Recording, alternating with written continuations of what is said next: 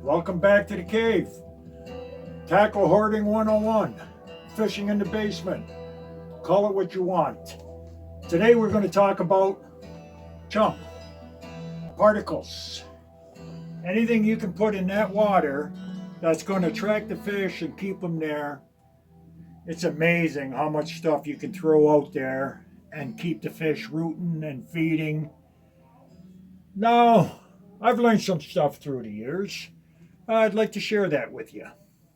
So, we'll start with the number one chum that everybody knows about, and that's corn. Now, of course, you're going to buy field corn. It's the best deal. It boils good, and it'll last forever. So, here's your cow corn. Field corn. Let's talk about the soaking.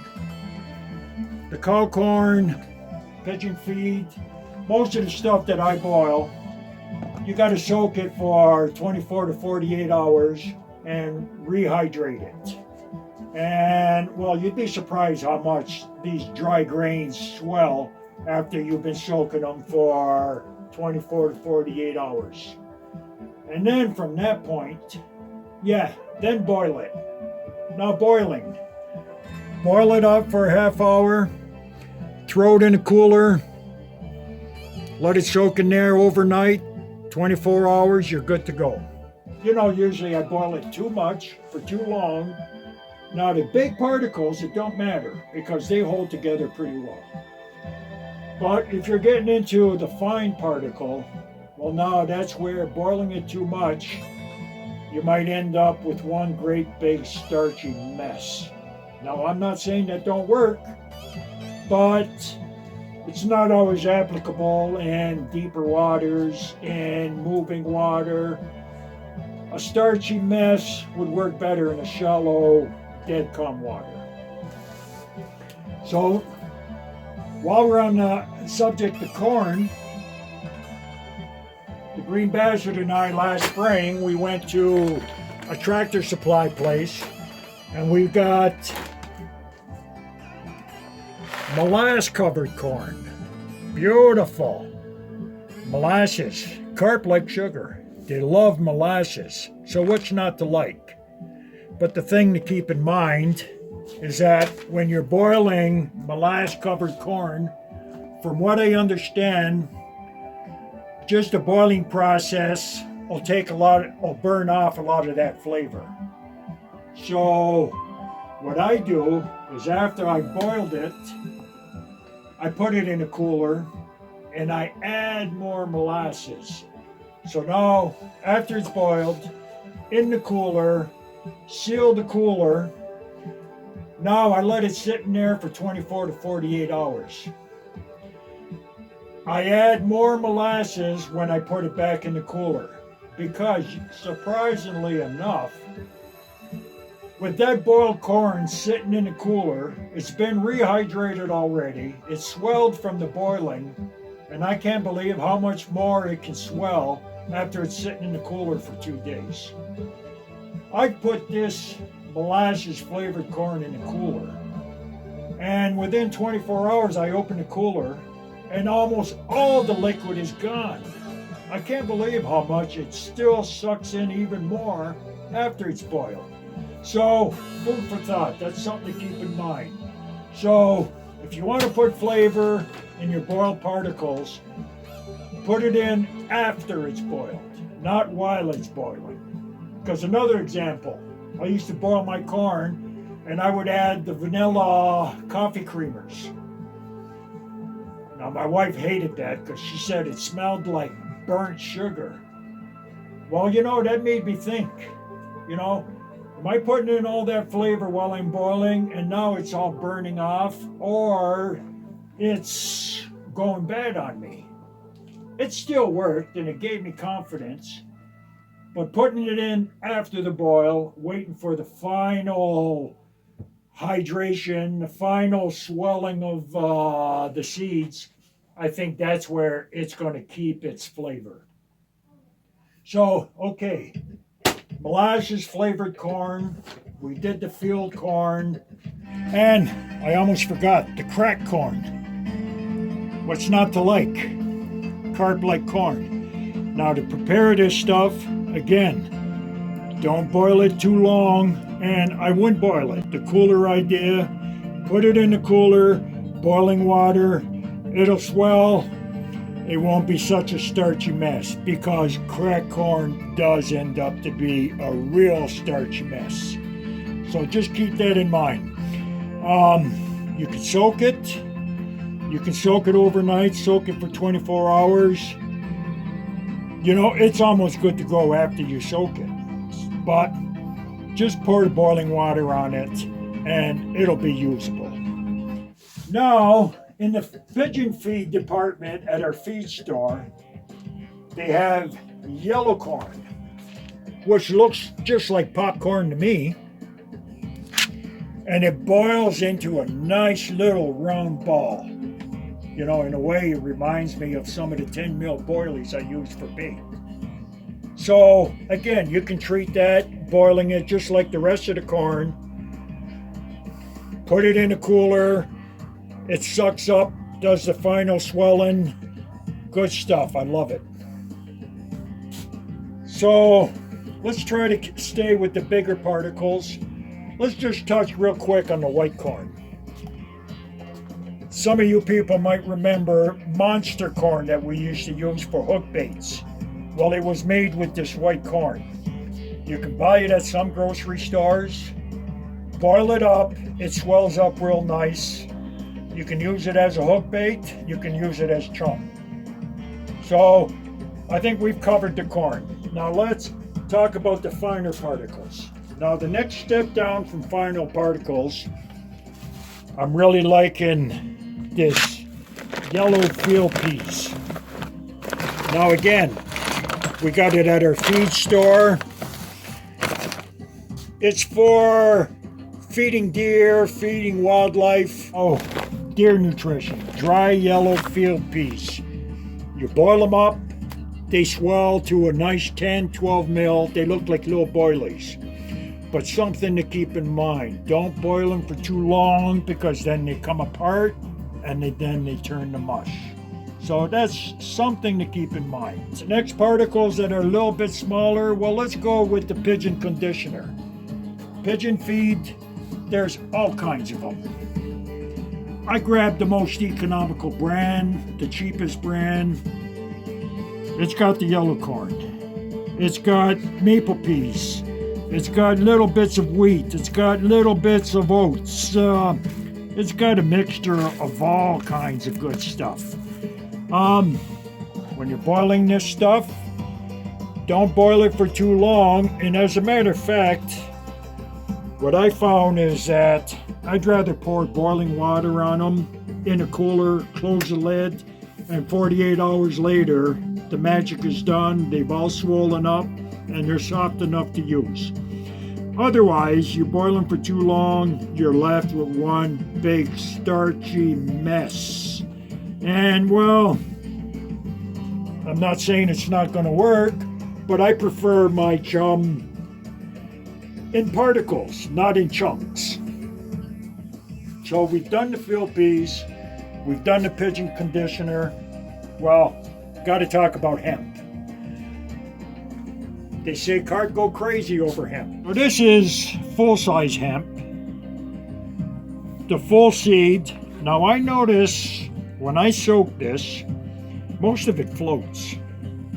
I was disappointed in a way, but I let it soak for 24 to 48 hours and eventually it does sink. And the stuff that don't sink, it'll sink once it's boiled.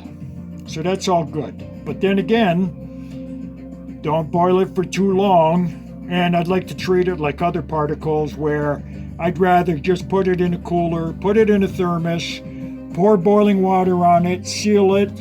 Within 24 to 48 hours, the magic is going to be done. Now here's something else in the horse feed industry, and it's cracked hemp seed. And I think it's a byproduct from pressing out the hemp seed oil. Now this stuff here, you don't have to boil it. Throw it in with the rest of your chum. It'll get down to the bottom and it'll give tiny particles for the fish to keep rooting and rooting and rooting and looking for it. Now on that note with the hemp seed, now we have hemp pellets.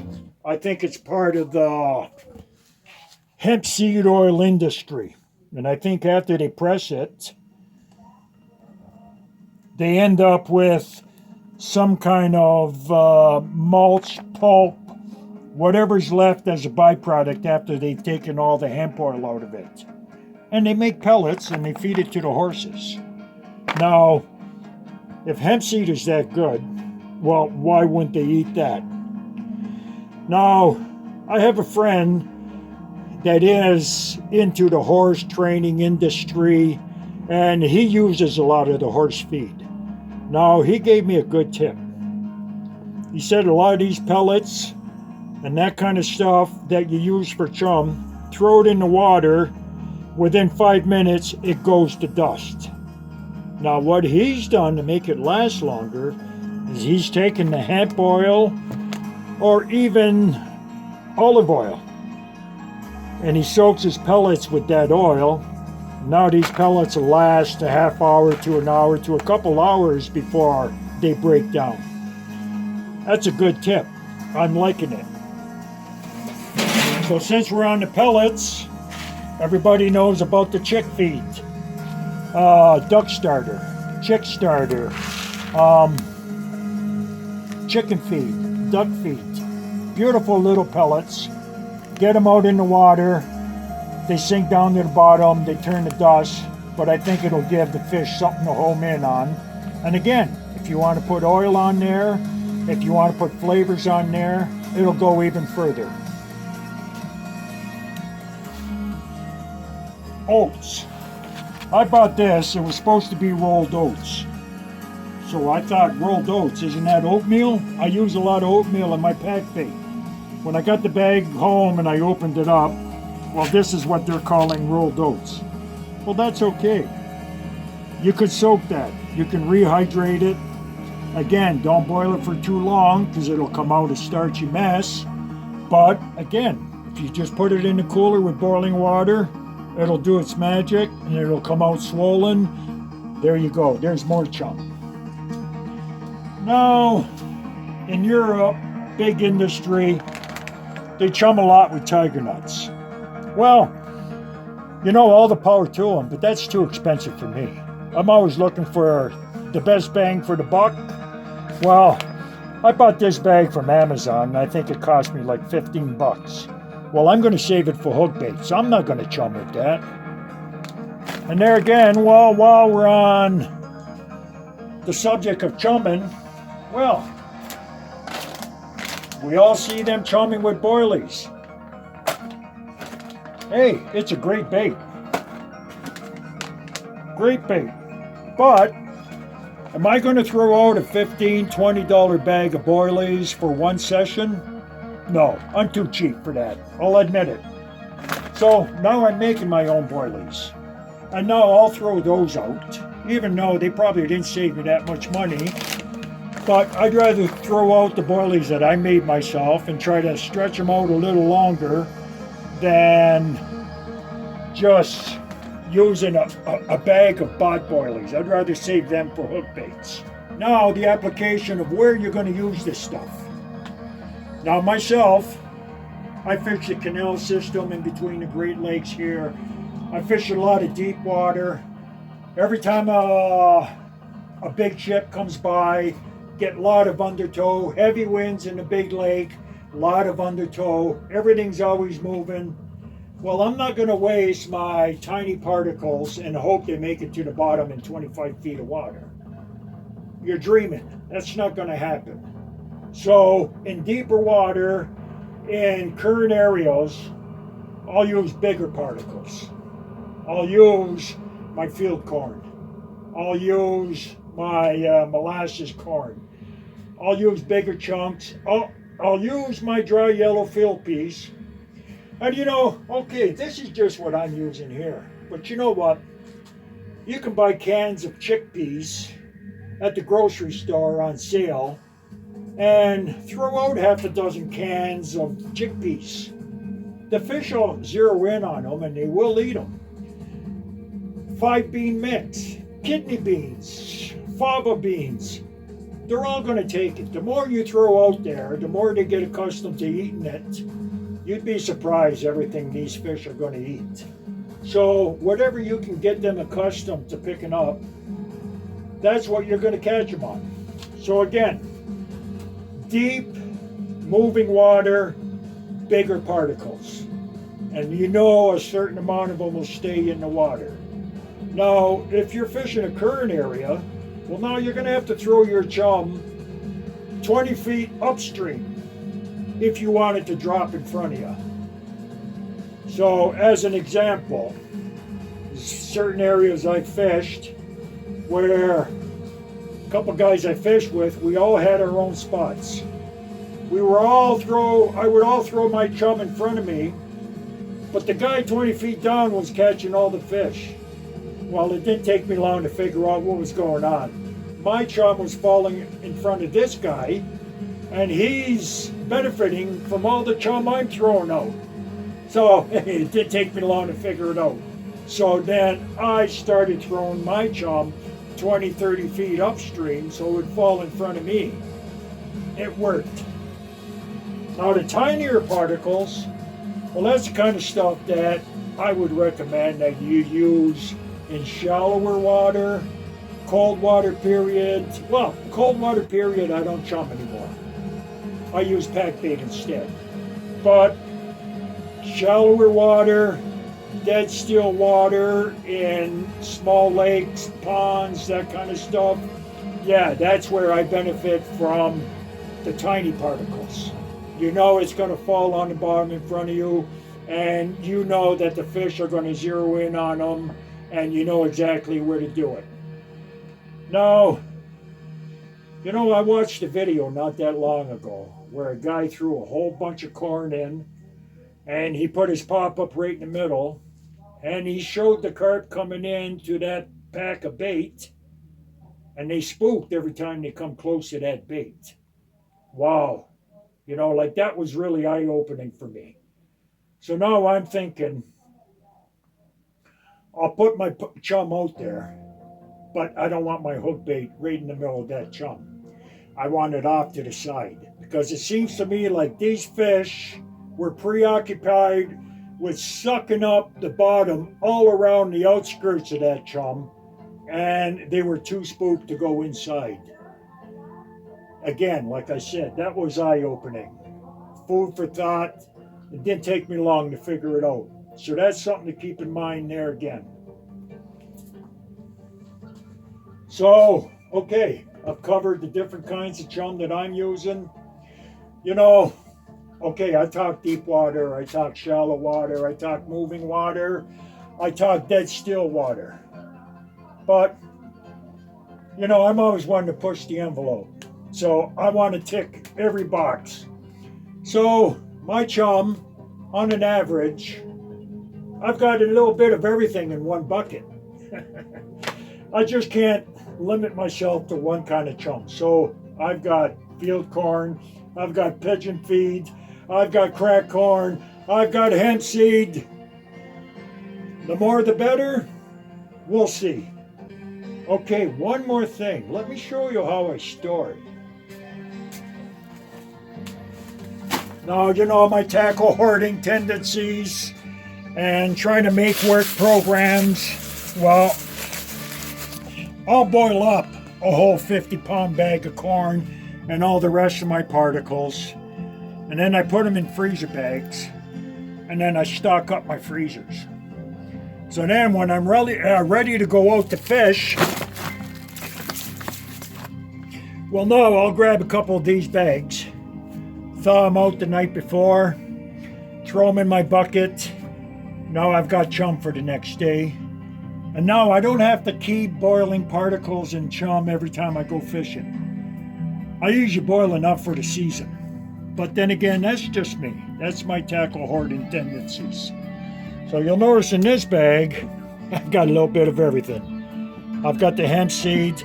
I've even got some homemade boilies in there. Throw it all in. Join the party. It's all good. And once I thaw it out, put it in my pail. Well, again, you know, we all want flavors. We all want flavors. Well, I usually put more flavors in there. Now, I'm not going to put a whole bottle of Smart Liquid in there like some people do. But there's all kinds of syrups, there's all kinds of coffee sweeteners, there's all kinds of artificial sweeteners. Oh, as a matter of fact, one of our favorites is good old banana pop. So I'll throw a whole one of that in my bucket and I'll let my corn soak up a little bit of that. Yeah, that'll give me a little more flavor. So, okay, now we've covered the storing. We've covered the boiling, different applications on where to put it. I'm not trying to tell you guys to do it this way. I'm just want to share what I've been doing through the years. And if this can give you an idea on how to apply it to what you're doing, it's all good. So until then, thanks for letting me share it with you. Tight line and hope you get lucky.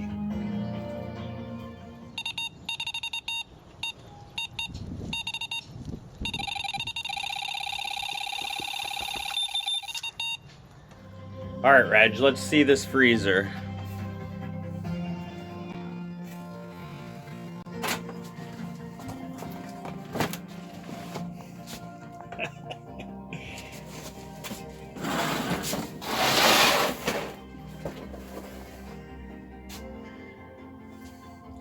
I might need another freezer.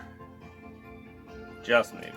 I think I can get maybe another 20 pounds of boilies in there.